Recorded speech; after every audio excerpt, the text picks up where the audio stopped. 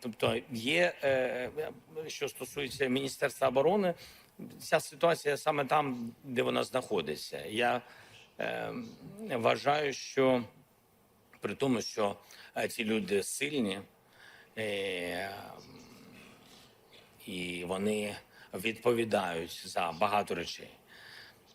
Тримати поле бою, армія відповідає за це.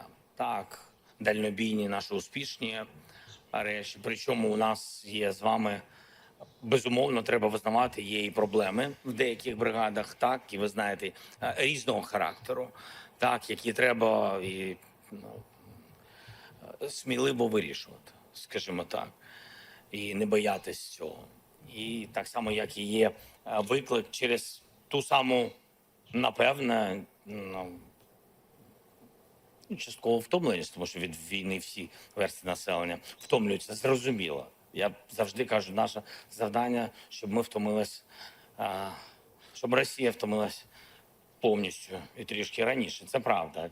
Це сьогодні те, що відбувається. І є питання тому і з мобілізацією.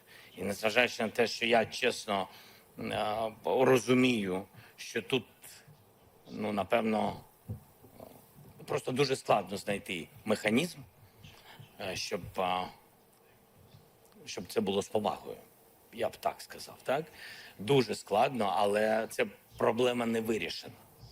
І тому, коли ми кажемо про питання поля бою, операцій, ситуації в бригадах, ТЦК, бусифікації, які також є, ми повинні визнавати, що у нас є правильно і що у нас є неправильно і ганебно. Так?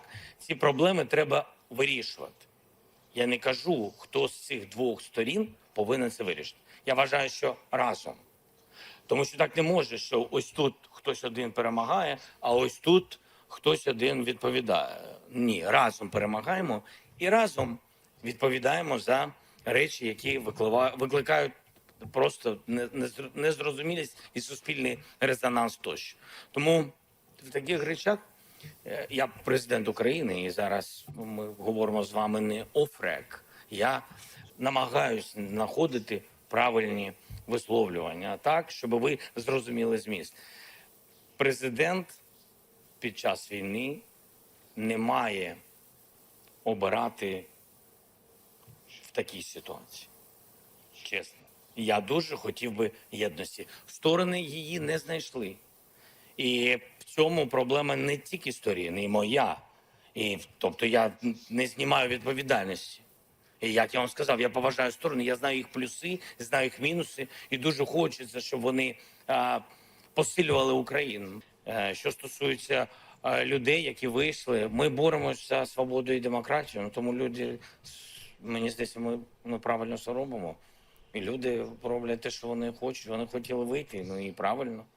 І знаєте, ми під час війни можемо зробити так, робити так діяти, що навіть під час війни з усіма складнощами і обмеженнями війни люди можуть продемонструвати своє волевиявлення.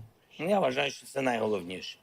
Тому я розумію, чую і навіть відповідаю, навіть я маю на увазі на деякі речі, на які б я не хотів би занурюватись так детально. Чому? Тому що це відкрита наша розмова. Не тому, що є секрети від нашого суспільства, є секрети від русських. І все. І ось на цьому я спробую поставити 3 крапки в моїй відповіді, тому що крапка ще не поставлена.